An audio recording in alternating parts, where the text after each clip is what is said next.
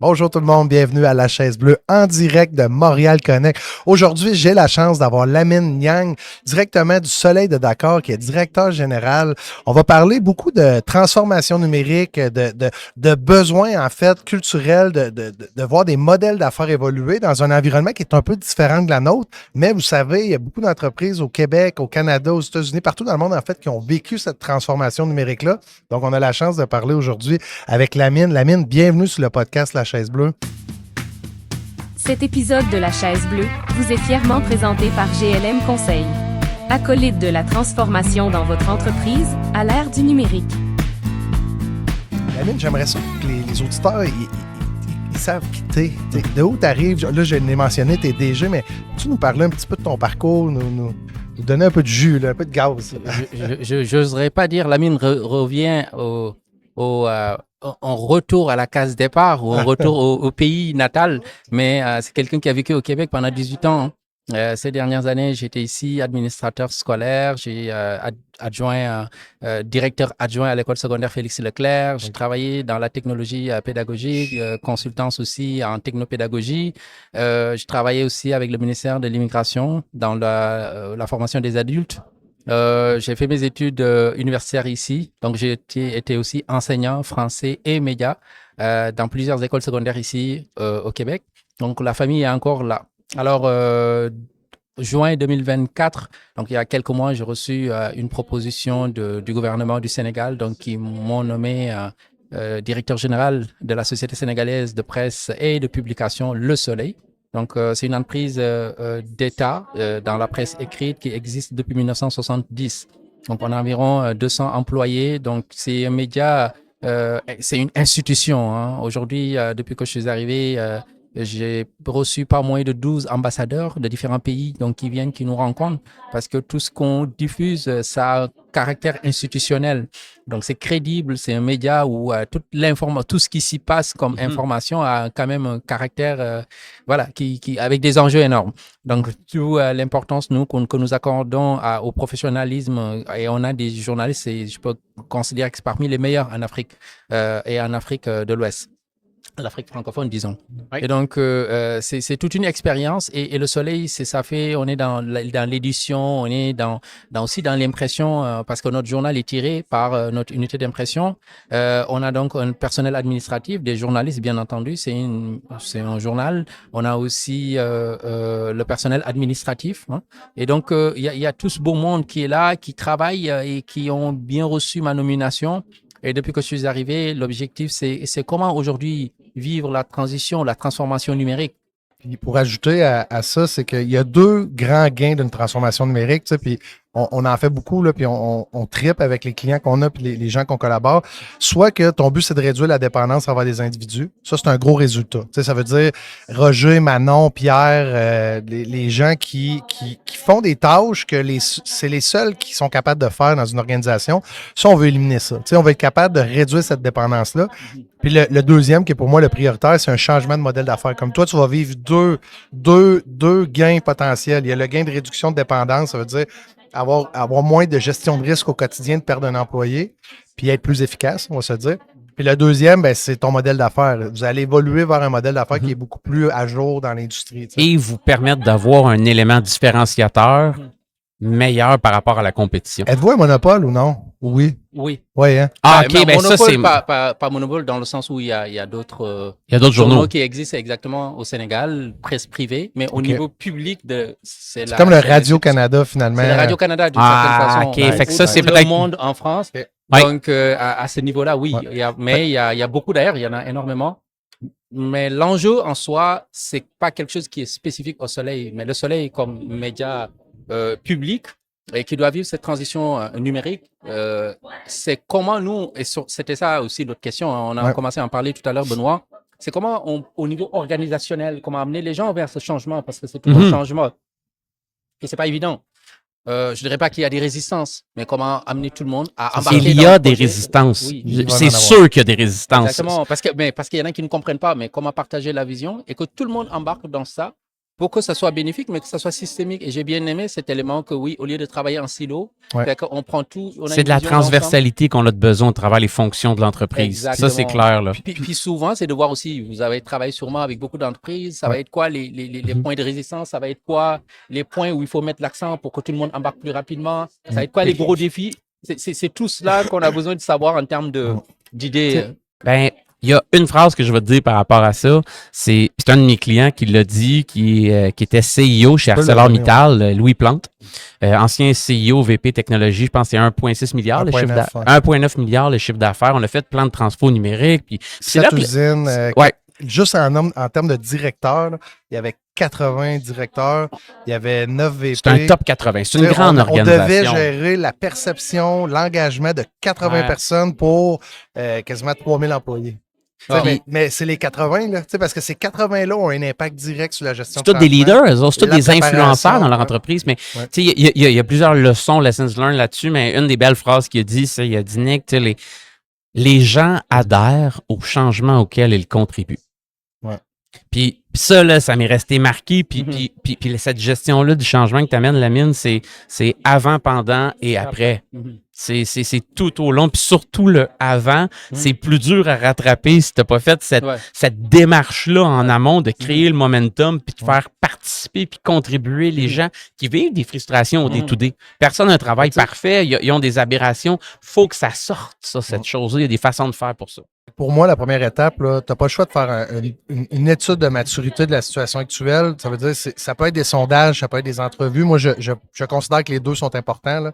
C'est que de construire la perception des gens face aux différents départements, face aux différents à la chaîne de valeur, je vais appeler, si je m'élève. Là. Moi, la chaîne de valeur, c'est qu'est-ce que le client est prêt à payer pour, qu'est-ce qu'on offre comme service, qu'est-ce que ça nous coûte le faire. Puis le support, c'est tout ce qui permet de gérer la valeur. Fait que dans un monde utopique, le département de service n'existerait pas. Ça, c'est un monde utopique. Là, même dans les entreprises les plus organiques, les mieux structurantes, il y a encore un département de support, la comptabilité, les ressources humaines. Ça serait utopique, mais dans un monde idéal, il n'y en aurait pas, dans le monde des licornes. Puis une fois qu'on a cette chaîne de valeur-là, qu'on va chercher la perception des gens sur la chaîne de valeur, qu'on fait des entrevues individuelles, ça peut être 1 heure avec la personne, mais l'écouter. C'est quoi les irritants, comment ils voient la transfo numérique, puis à un moment donné, on colle la perception qui est standard à tout le monde, c'est-à-dire le sondage, les entrevues de la réalité des gens. La troisième étape, c'est de commencer à aller mapper des fonctions dans l'organisation. Avant, on parlait beaucoup de processus. On mappait des processus. Mais tu sais, pourquoi on s'en va vers les fonctions? C'est qu'avec toutes les technologies d'aujourd'hui, comme l'AI génératif, exemple, tu sais, avant, on mappait un processus. Exemple, OK, il prend la feuille, il la dépose sur l'autre bureau. Là, la personne écrit. Ah, puis on fait des tag time là-dessus. C'est très on faisait des analyses de tâches basées sur des processus. Aujourd'hui, l'avantage qu'on a avec l'intelligence artificielle, c'est qu'on peut y aller par fonction. Ça veut dire qu'on peut déposer l'ensemble des connaissances d'une fonction. Tu sais, puis on pourra se connecter puis se le faire en team ensemble. Là. Puis au lieu d'avoir un processus qui passe par des gens qui sont linéaires, on va dire ça comme ça, tu peux être très interactif avec ta fonction parce que, exemple, je te donne un exemple, on sort de ton domaine. Ça veut dire, on va prendre, mettons, le manuel d'un véhicule automobile, je dis n'importe quoi, on l'incorpore dans un chat, soit un GPT ou il y en a plein d'autres, il y a plein de modèles.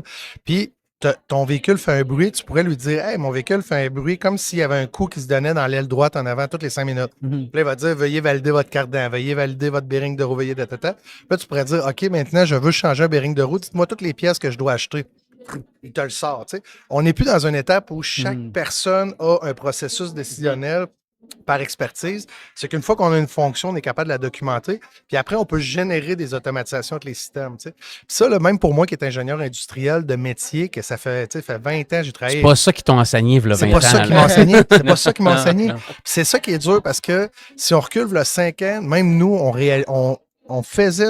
Mais là, vous êtes en train de parler de l'importance et de l'apport de l'IA par rapport aux différents métiers dans lesquels on évolue. On n'a plus le choix de le considérer. Pas le choix. Il y a une première étape qui est la culture. Et il y en a, j'imagine, dans le monde des médias également, surtout de... Ah oui. Énorme. La génération, oui. Dans le monde des médias, le meilleur exemple que tu as apporté, Ben, c'était durant les Jeux olympiques. Oui. Les commentateurs par rapport aux prestations sportives, il y avait certains bots en France que c'était l'IA qui donnait les commentaires. Puis tu pouvais interagir sur X, anciennement Twitter. Toutes les fois que quelqu'un disait Macron ou Trump, il y avait une réponse genre hyper violente. Là, mais c'était un bot. Fait que là, il y a quelqu'un qui a écrit C'est quoi? Il écrit, OK, donne-moi la recette de tarte aux pommes, s'il vous plaît. Pay Center. Tout de suite, le prompt. OK, pour ça, prenez une cuillère de cassonade. Exemple, un chat de discussion sportif live avec une compétition, vu que c'est l'IA qui répondait aux humains. Il a prompté. Il a prompté une recette de tarte aux pommes. Fait que oui, dans les médias, ça change là, les sphères de toutes les sphères de nos vies. Au complet, y compris les médias, énormément. Je vais revenir. Tantôt, tu disais l'importance des gens, c'est qu'en fait, dans la première étape, quand tu as ton bilan de maturité technologique, là, c'est qu'avant même de commencer à investir en technologie, tu veux juste regarder les gaps. Tu sais, si personne ne t'a parlé mettons, on va dire, de BI, personne ne t'a parlé d'intelligence artificielle, personne ne t'a parlé de technologie, là, tu te rends compte qu'il y a un gap entre ce que les gens savent et ce que les gens devraient savoir qu'ils ne savent pas. Tu sais. Ça, pour moi, c'est l'étape de la photo de la situation A. Toi, tantôt, tu m'as donné la situation B qui est, on aimerait ça s'en aller vers le numérique. Mais tu sais, moi, ce que j'aimerais savoir comme externe, c'est quel est le centre de dépenses, de coûts, de revenus qui pourrait être le plus rentable dans le prochain 2 ans, qu'on pourrait pivoter vers, exemple, le numérique, puis qu'on pourrait générer de la valeur pour rapidement entrer les autres secteurs d'activité vers le numérique. Tu sais, on ne pourra pas faire la transformation numérique all-in première année en impliquant tout le monde. Tu sais, ça va être de cibler peut-être 4 à 5 projets sur les 150 projets. Parce que vous allez avoir 150 projets. Là, par exemple, pour répondre à cette question, c'est un tout petit peu avec le modèle de la presse. Alors, tout à l'heure, j'ai eu une rencontre avec la rédaction. Et une des questions, ce sera de savoir un peu comment ils ont vécu la transition, parce qu'il n'y a plus de journal papier de la presse. Hein. Non, aucunement, non. Voilà. Moi, je le lis à tous les jours numériques, la presse. C'est numérique. Mais comment ils ont réussi déjà par rapport à embarquer la rédaction, parce que le métier du journalisme, c'est a ses particularités. Par rapport aux heures de connexion, par rapport à la collecte de l'information, mais par rapport même au contenu, comment le rendre plus intéressant. Parce qu'on ne s'adresse plus au même public nécessairement. Non. Donc, celui qui a le journal papier le matin, par rapport à un jeune de 18 ans, donc comment le rendre intéressé au contenu. Mais aussi, c'est par rapport au coût, parce que là, il y a le tirage à faire. Là, on n'a plus besoin de faire le tirage. Bon, comme je le disais tout à l'heure, c'est qu'on a quand même un public qui n'est pas encore connecté, donc on va continuer de lui vendre le journal papier. Mais pour la grande majorité de la population, ça va être avec le numérique, le support numérique. Tu sais que la presse, on a accès aux articles en ligne, mais si on veut avoir accès à tous les cahiers spéciaux et tout, il faut payer un abonnement. Eh bien, exactement. Mais nous, ça va être justement le modèle d'abonnement. C'est-à-dire les gens vont pouvoir s'abonner soit pour lire un article en contenu, ou bien de façon hebdomadaire, mensuelle, annuelle. Il y a tous ces types d'abonnements qui existent. Mais l'idée, c'est, encore une fois, d'abord au niveau organisationnel, comment nous, on va vivre cette transition-là pour que tout le monde comprenne, embarque. Mais c'est d'autre part aussi, c'est qu'au niveau des finances, ça va beaucoup nous aider parce qu'on n'a plus besoin de faire du tirage constamment, d'acheter le papier et tout. Ah oui, absolument. Voilà. Là, puis payer les employés, opérer les presses d'impression et tout. Là. Mais c'est d'être capable aussi de constamment, qu'est-ce qui pourrait être d'autres produits dérivés qui vont être ajoutés sur la plateforme que le papier ne permettait pas. C'est là où nous, parce que c'est un journal média public, donc on est investi d'une mission de service public. Et quand on dit public, ça doit être inclusif. C'est là où on va ajouter tout ce qui est support audiovisuel que le papier ne permettait pas. Donc, tu as une diversité de contenus que tu peux proposer que le média papier te permettait pas de faire. Je suis pas un spécialiste, puis je vais te donner un mot de plus par rapport à ce que tu as dit, Lamine, c'est interactivité. Ce que ça permet maintenant, c'est pas juste de diffuser one way. Absolument. C'est bidirectionnel, c'est que la personne peut interagir avec une publicité, puis tu peux l'adapter selon le profil de ton utilisateur aussi. Fait que c'est la personnalisation, puis l'interactivité possible maintenant avec le média. L'opportunité que tu vas avoir. Puis je te fais une transversalité dans un autre domaine, juste pour te... pour t'ouvrir l'esprit, hein, parce que souvent, on reste souvent connecté dans un milieu, mais mieux on s'ouvre, plus ça va être aidant pour ce qu'on fait, J'ai un fabricant de planchers. Au Québec, il y en a plein, des planchers de bois franc. Là. Il y en a plein. Là. Il y en a à peu près 50. Là, mais quand tu regardes leur mission, vision, valeur, leur transformation, ils ont toutes la même affaire d'écrit. La même mission, le meilleur plancher, la meilleure qualité. Même principe dans le domaine des médias. Si je prends la presse, Journal de Québec, Journal de Montréal, ils vont tous dire que c'est les meilleurs.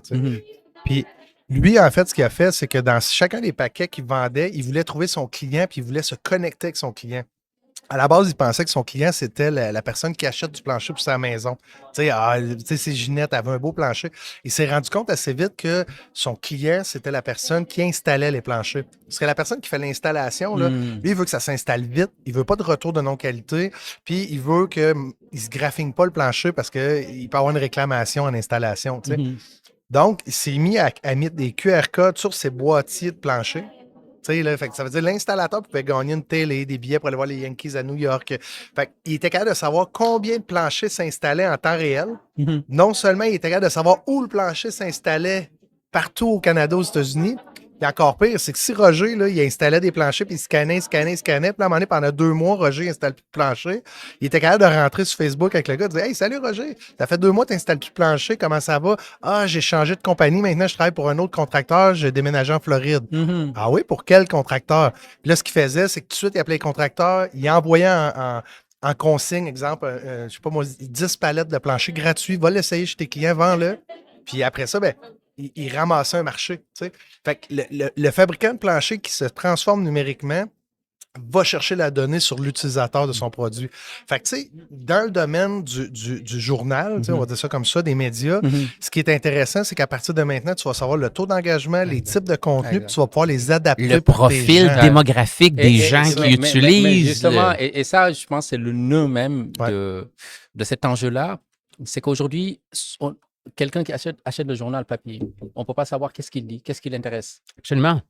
Mais avec la version numérique, combien de temps il passe, puis quelle rubrique il regarde. Est-ce qu'il est plus politique, est-ce qu'il est plus culture, est-ce qu'il est plus sport? Tout à fait. Puis ça te permet maintenant de faire plus de ciblage par rapport au contenu. Aussi. Ouais, placement média, oui. Tout ce qui est référencement, tout ce qui est... Mais c'est surtout, on en parlait tout à l'heure, et c'est là où l'IA aussi, que je trouve peut beaucoup aider, c'est au niveau des données. Ouais. Parce que là, tu as des données. Et avec les données, on peut faire ce qu'on veut. Hein.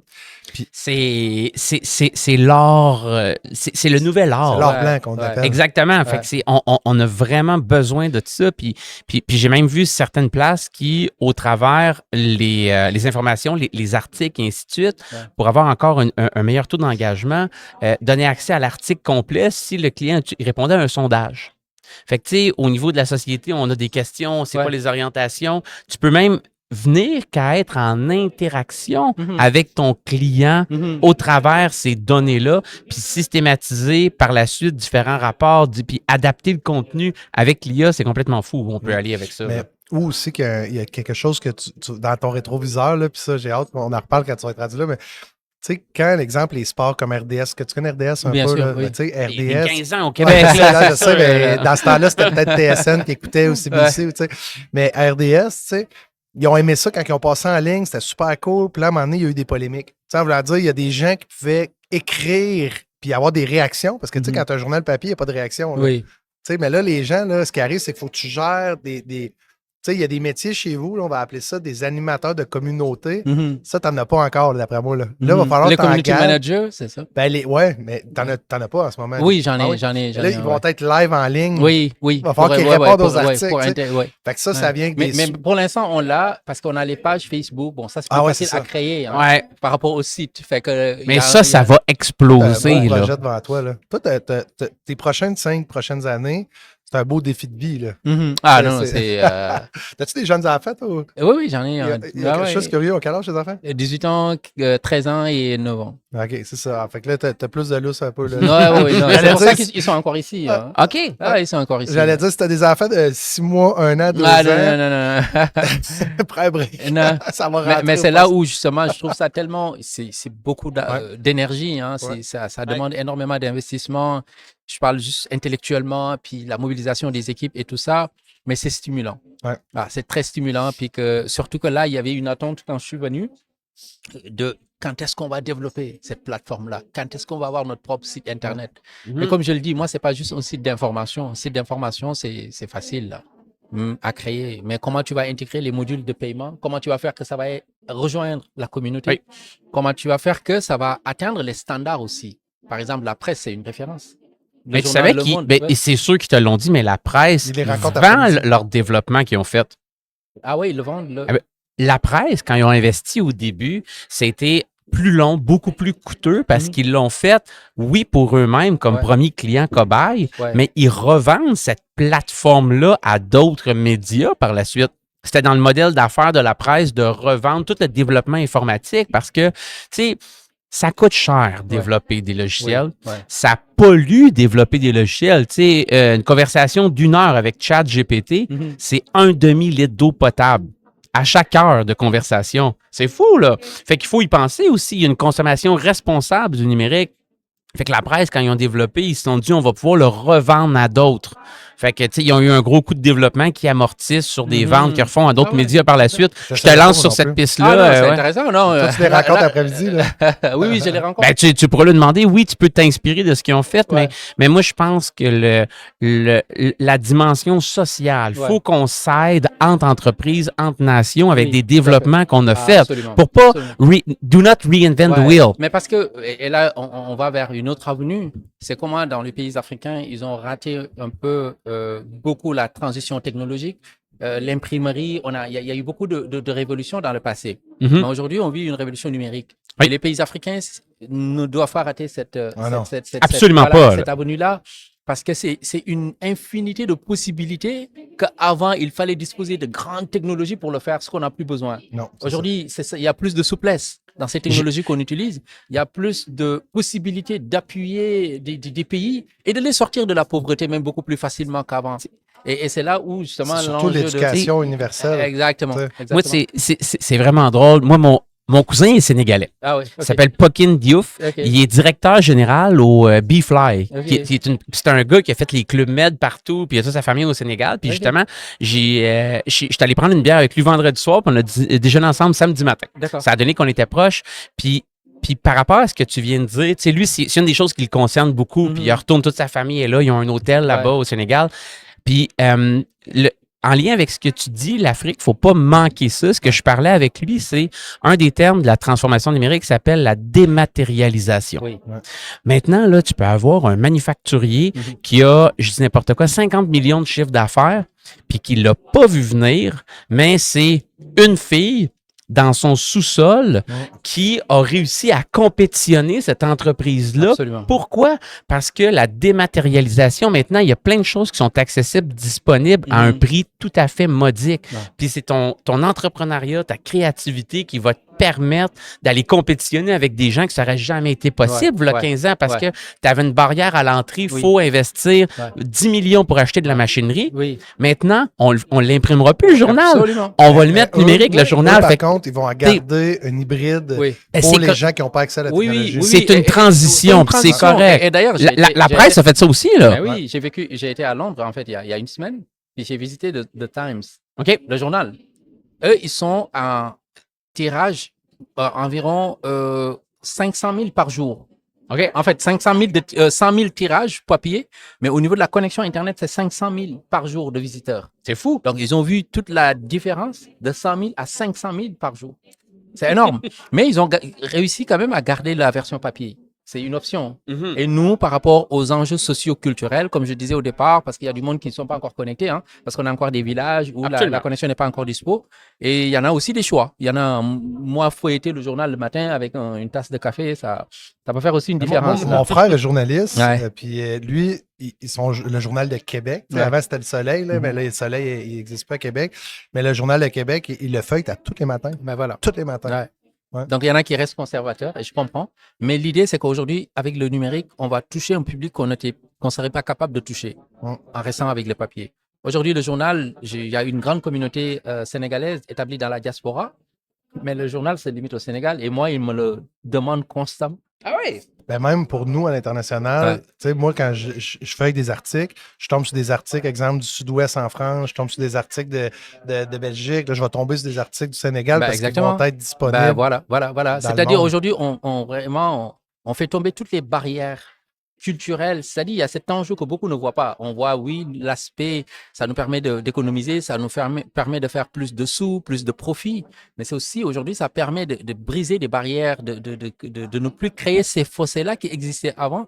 Parce que, comme vous dites, d'être capable de savoir ce qui se passe au Sénégal. Donc, juste d'ouvrir le journal Le Soleil ou d'accéder à notre fonds de documentaires, parce qu'on a des archives qu'on doit numériser également. Ça, c'est un autre enjeu. Ce matin, j'ai été à la Bibliothèque nationale, au centre des services. Au BNQ, là. Oui, exactement. Parce que l'idée, c'est aujourd'hui aussi, au niveau du Soleil, comment on va numériser nos archives. Parce qu'on a énormément, depuis 70, l'année d'existence du Soleil, jusqu'à maintenant, tout ce qu'on a, à part 1990 où on a commencé à obtenir le PDF, mais avant, c'est sous format papier. Papier seulement. C'est encore dans des voûtes. Ouais, bon, on a un centre de documentation, c'est bien rangé avec différentes rubriques bien classées, mais quand même, il suffit qu'une catastrophe naturelle survienne, puis on perd tout ça. cet Ben voilà. héritage-là. Donc aujourd'hui, c'est que, vous voyez, donc quand vous parliez tout à l'heure de cette vision systémique qu'il faut avoir, c'est un peu ça. Il y a le journal, mais il y a tout ce qu'on peut dématérialiser pour le rendre disponible, accessible à la grande population. Ouais. Hey, j'ai une petite question parenthèse. Là.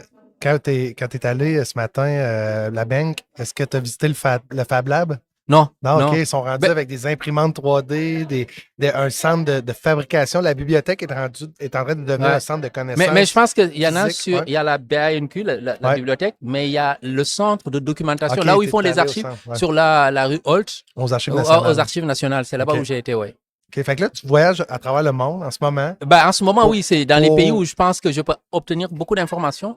C'est surtout sur le processus. Parce que, comme je disais au départ, je ne crois pas que l'idée, c'est juste de disposer d'un site Internet. Non. Ça, c'est une chose. Non. Mais Ça, c'est un des outils. Voilà, c'est juste un outil. Mais comment tu vas amener ton équipe, comment tu vas amener toute ton organisation à s'adapter, à comprendre les enjeux et à embarquer avec toi dans ça, c'est toute une aventure. Il devrait avoir un graphique super simple. Là. Il devrait avoir l'impact stratégique de tes initiatives, puis il devrait avoir les perspectives de succès. Mhm. Les perspectives de succès, c'est est-ce que j'ai les compétences, les gens à l'interne? Ça veut dire autant pour réfléchir que pour faire le déploiement, on va dire ça comme ça. Est-ce que j'ai les compétences technologiques? Exemple, est-ce que je suis mieux d'aller teamer avec une entreprise comme la presse puis de collaborer avec eux chez nous? T'sais? Le deuxième, c'est est-ce que j'ai vraiment les processus, Parce qu'en fait, quand tu tombes dans une plateforme numérique, ça ne sera pas les mêmes processus, la dématérialisation, ou est-ce que j'ai les bonnes fonctions bien établies? Fait que, tu sais, plus tu es à succès, plus, dans le fond, tu te déplaces à droite dans tes perspectives de succès. Ouais. Après ça, c'est est-ce que j'ai la capacité d'opérationnaliser dans le court terme, c'est-à-dire 12 mois? Parce que chaque projet va prendre peut-être 6 ans. Il y a un autre critère qui est ce que je vais être capable de le pérenniser pendant 60 mois, 72 mois. C'est toutes des questions quand même qu'il faut se poser pour y arriver dans ces perspectives de succès-là. PPT, technologie, c'est quoi? Il m'en manque un. J'avais dit 5. La dernière, c'est 4. OK, ouais. Pérenniser, opérationnaliser les gens et les processus. C'est ça, on a dit les 4. Mais tu sais, dans n'importe quel projet, comme organisation, tu ne peux pas te mentir. À partir du moment que tu cheats sur ces 4-là, tu vas te planter pareil. Ça prend un socle solide. Puis ton impact stratégique, ben, c'est les retombées puis d'atteindre ta vision. C'est toi qui décides de tes impacts stratégiques. Puis quand tu te mets à pondérer, des fois, on se rend compte que le projet que tout le monde veut prioriser, ben, il est prédécesseur ou il y a un prédécesseur avant ou dans le fond, il n'est pas si important que ça dans la réalité de la transfo. Puis les gens se créent tellement d'objectifs, des fois, qui n'ont pas d'impact, qu'on manque de temps, on manque d'énergie, on brûle les budgets. Puis les petites batailles, on peut pas les petites victoires, on ne peut pas les festoyer parce qu'il y a trop de projets en parallèle. Ouais, c'est dur pour un directeur général de focuser sur ça. J'ai une question justement. Vous avez sûrement travaillé beaucoup d'organisations, beaucoup d'entreprises qui ont vécu la transformation numérique. Vous en conseillez énormément. Ouais. Mais c'est quoi les facteurs de succès et si vous en avez des exemples d'entreprises qui ont vraiment réussi et d'autres qui ont échoué, et c'est quoi? Bon, je n'ai pas besoin de savoir le nom. On n'a pas besoin de... Non, c'est pour ça que je vous préviens, mais de savoir qu'est-ce qui a été un facteur d'échec. Je vais te nommer un des premiers pièges. Tu sais, là, vous êtes une entité du gouvernement, si je comprends bien. Ouais. Parce que c'est comme une société publique là, qui fait les médias. Ouais. La première des choses, là, il faut voir quelle est la mission qui vous est conférée comme société d'État de la part du gouvernement et comment cette mission-là est voué à évoluer dans le futur. Parce que faire une transfo numérique, c'est un plan d'action qui se doit d'être assis sur une stratégie. La stratégie, là, ça devrait partir de la mission qui vous est conférée par le gouvernement. Comment est-ce qu'elle évolue? On veut aider à l'essor économique du Sénégal via de la formation, de l'éducation, puis il faut connecter nos gens. C'est peut-être ça la mission, je ne la connais pas. Une fois qu'on a ça en tête, qui est l'intention au plus haut niveau stratégique qui vous est conférée, il va y avoir des orientations stratégiques qui vont vous aider à supporter cette intention-là au plus haut niveau. Ça, je pense que ça se doit d'être brainstormé, écrit et vous devez avoir un buy-in, un alignement pour dire... Avec un promoteur à chacune des initiatives. Puis ça, c'est la première chose à faire parce qu'il faut décider quelle est la guerre à aller gagner, puis après, on va dire, voici toutes nos différentes batailles et un plan de transformation, parce que moi, j'y crois, le numérique ne crée pas de valeur dans une entreprise ou dans une société. Le numérique crée de la vélocité. Ça accélère les choses. Si en amont, c'est le chaos, c'est pas clair pourquoi on fait les choses, pourquoi l'alignement lequel il est, si ça, c'est pas clarifié en amont, ce que j'ai vu des fois, c'est qu'on accélère le chaos. Parce que ça va plus vite. Puis là, c'est des discussions, des faux articles, je dis n'importe quoi, mais un des prérequis de base crucial, important, est la mise sur papier d'une intention stratégique et des orientations claires. Et ensuite, le plan de transformation numérique vient supporter ce plan-là de transformation, qui est plus grand que seulement le numérique. Là. C'est l'intention pour votre organisme. Ça serait mon premier point que je dirais. Je vais en donner deux. Là. Dans le fond, ça prend un comité de pilotage. Quand je parle d'un comité de pilotage, c'est un peu ce qu'on se disait tantôt avant qu'on embarque. C'est la chaise bleue, ça. Voilà. La chaise bleue, c'est qu'en fait, c'est ça exactement. Ça prend un pilote qui est comme le rôle d'un genre de PMP, là, un Product Management Institute, un PMI, là, quelqu'un qui a ses qualifications de gestionnaire de projet. Il n'y a pas besoin d'être un expert en technologie, mais lui, son rôle, c'est le gardien de la stratégie. Ça veut dire que toi, comme directeur général, tu établis la stratégie. Et après ça, il faut qu'elle décante dans des initiatives. Le pilote, lui, là, c'est si ta stratégie change, lui, il faut que ça allume. Puis, hey, attends un peu, là. On est en train de travailler sur une initiative qui peut aligner sa stratégie. Fait il est mieux de l'arrêter, un peu comme dans le Toyota Way à l'époque. Tu sais, le Toyota, c'est quand j'ai une non-production, je ne le corrigerai pas après la ligne. Je vais arrêter la ligne, je corrige pour tous les prochains, puis après, je repars la ligne. Mais dans la gestion du projet, parce que, juste faire attention, la transformation numérique, il y a un début, mais il n'y a pas de fin. Un projet, il y a un début et un fin. Fait que c'est très différent de transformation d'un projet. C'est pourquoi? Parce que c'est un changement de culture, la transformation numérique. C'est pour ça qu'il n'y a pas de fin. J'ai un dernier point. Une fois que tu as mis les balises avec un pilote, des promoteurs, les équipes, c'est sûr d'avoir des chartes de projet standards entre eux pour les initiatives. Il faut rester en mouvement. Puis le comité de pilotage, il est là pour rester en mouvement. La stratégie d'affaires, de venir valider avec des gens. Tu sais, un comité de pilotage, ça peut être une fois par mois. Mais des rencontres d'initiatives, ça peut être à chaque semaine. Tu sais. Mais de ne pas impliquer tout le monde dans toutes les initiatives, ça, c'est une erreur. D'impliquer le pilote, par contre, avec des promoteurs lors du pilotage. Et des agents de gestion du changement, souvent aussi. Puis, mais là, ces acteurs-là, ce serait qui? Donnez-moi juste un exemple. Pour moi, mettons, là, si tu as quelqu'un qui est responsable, exemple, du contenu ou qui est responsable de valider, lui, pour être promoteur, mettons, du contenu média. Après ça, exemple, toi, niveau VP, d'habitude. Ouais, VP directeur, j'ai voulu te dire. Ça, pour moi, c'est des promoteurs. C'est des gens que tu as 100% confiance en eux, puis qu'eux, ils doivent avoir des compétences. D'un, pas d'ego. C'est des gens qui ne doivent pas avoir d'ego parce que trop d'ego, ça ne fonctionne pas. Puis c'est des gens qui doivent être capables de parler, de communiquer, puis de se donner une vision. Tu sais, ta vision à toi au niveau, on va dire, corpo, le promoteur doit être capable, dans son département ou dans sa fonction, amener cette vision-là, puis la maintenir. Puis même si des fois, là, il y a 10% que même lui, il n'est pas d'accord, un peu comme en politique, il faut qu'il te supporte. Il faut qu'on supporte la vision de l'entreprise parce que des exceptions, il va en avoir là, plein. Ah oui, mais on fait ça comme ça. Ouais, mais là, on pourrait le faire. T'sais. On ne peut pas commencer à développer tout sur mesure, là, surtout dans une transformation comme vous autres. Il va falloir prendre des décisions. Puis des fois, tu vas être assis avec ta famille, tu vas dire, ouais, j'aurais aimé ça, prendre tout ça. Mais la réalité, tu as les budgets et le temps de faire ça, puis c'est ça. Si tu le communiques bien, ça ne devrait pas retomber, mais il faut que ton promoteur aussi, il te supporte là-dedans. T'sais. Mais je te donne un dernier point en lien avec ça qui est essentiel, c'est lorsque la stratégie elle est faite, communiquée claire, puis vous faites votre plan de transformation numérique, ce que tu te dois d'évaluer pour chacune des initiatives qui sont priorisées selon ta stratégie, c'est de mettre en place des indicateurs de performance. De mesurer l'atteinte des objectifs ou non. Trop d'entrepreneurs ont fait une transfo numérique puis ils me disent « Nick, avant de vous connaître, on a dépensé 2 millions, mais je ne suis pas capable de mesurer la matérialisation des gains. J'ai investi 2 millions, là. Mais il y en a des gains, mais ils les retrouvent pas. Mais je ne suis pas capable. Je le vois dans le sourire des gens, OK, fair enough, mais pour mon business, on se... T'améliores seulement ce que tu mesures dans la vie. Il faut mettre en place des unités de mesure de contrôle, puis ça se doit d'être suivi à chaque 2 semaines, mesuré puis communiqué. Ça, c'est un autre bon point que... Super. qui me tient à La cœur. théorie des petits pas, mais dans votre cas, ce qui est intéressant, c'est que tu sais, si tu es allé à Londres voir le Times, là, tu vas voir la presse.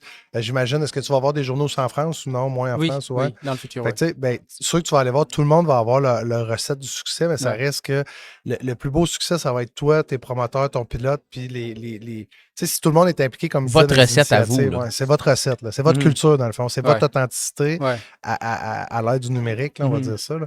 Mais c'est sûr que de donner de la formation, tu sais, si, par exemple, on Et fait. ça, c'est un volet important, Ouais. la formation. Ouais. Bon, ça, je l'avais aussi intégré. Ouais. Fait que, À tu sais, l'arrêt, ouais. mettons, si tu fais tes sondages, tes entrevues bien comme il faut, puis on se donne la maturité actuellement, notre niveau de maturité dans notre organisation, pas juste ce qu'on veut publier comme journal, parce que vous avez une maturité numérique Mhm. pour la rédaction, pour les courriels à l'interne et tout. Tu sais, c'est important de le valider, là. Mhm.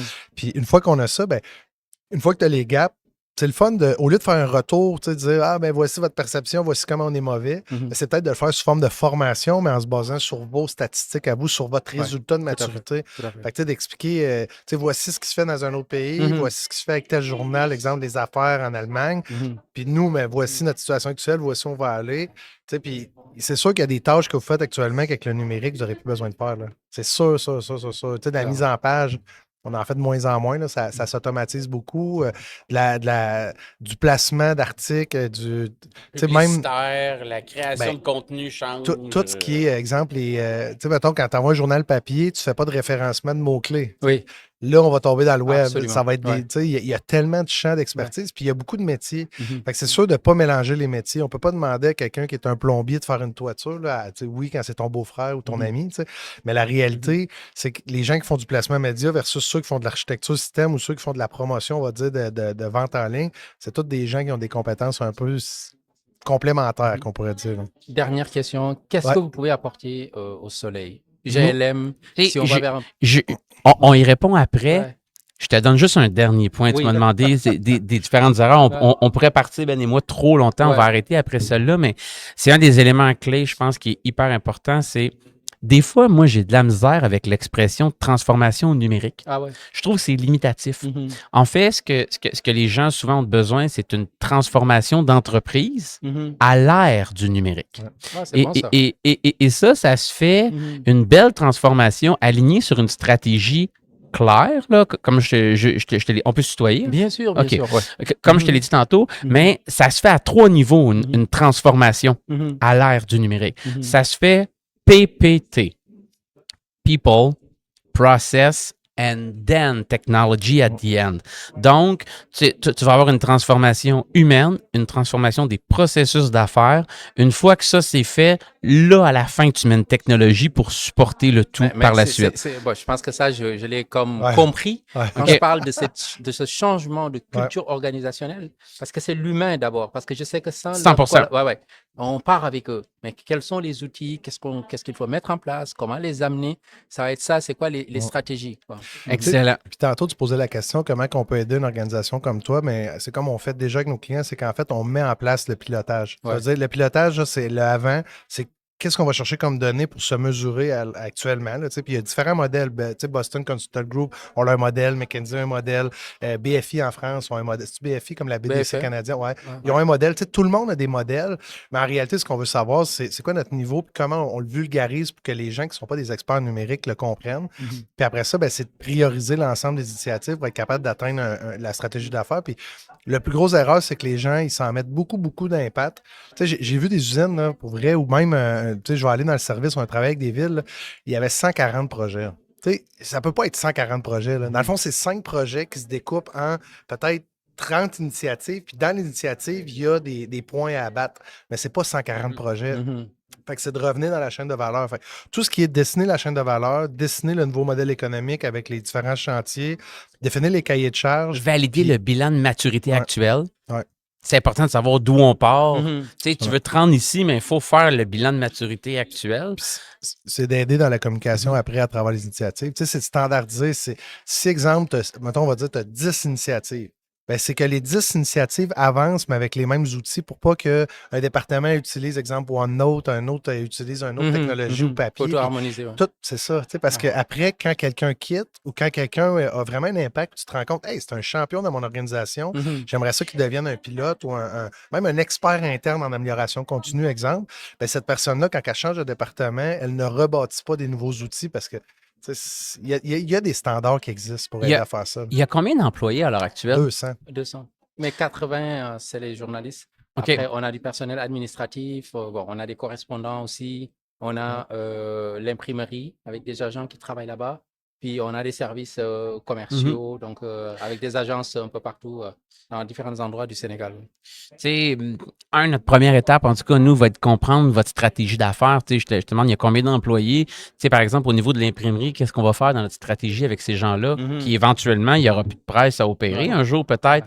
Comment est-ce qu'on amène... Comment est-ce qu'on... Tu sais, la communication va être essentielle avec eux, puis plan de match, puis la gestion du changement, c'est souvent de comprendre comment est-ce que les gens vont réagir par rapport au changement? Puis s'ils réagissent comme ça, c'est quoi notre plan de contingence de le voir venir d'avance? Comme quand on s'en va à la guerre, mais puis c'est ça un peu, là. Moi, j'adore ces points-là. Puis l'autre point, c'est beaucoup les plans de communication. Il y a eu des clients où est-ce que pour communiquer aux gens, c'est quoi l'avancée?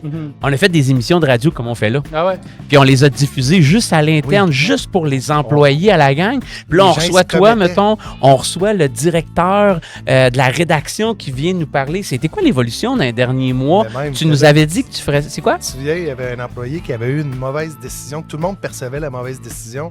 Puis quand on l'a amené sur le podcast avec son chef, il est venu s'exprimer et dire, tu sais, j'avais un budget X, j'avais tel temps, j'ai perdu tel employé, j'ai eu un employé aussi qui est parti en maternité. Il expliquait tout le concept, puis ça l'humanisait, ça rendait comme... C'est comme aussi reconnaître que ce qui a moins bien marché. C'est ça. Puis on aime ça dans dans le personnel de comprendre, oui, exactement. Cet épisode de La Chaise Bleue vous a été présenté par GLM Conseil. Acolyte de la transformation dans votre entreprise à l'ère du numérique.